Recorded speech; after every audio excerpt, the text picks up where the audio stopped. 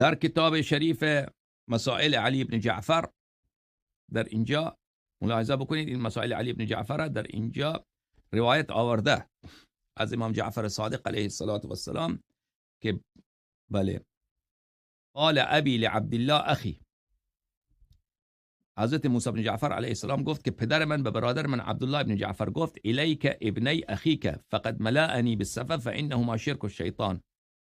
این دو برادر محمد بن اسماعیل و علی بن اسماعیل، اینا را از من دور بکن، اینها با حماقتشان مرا بسیار اذیت کردن، با نادانیشان.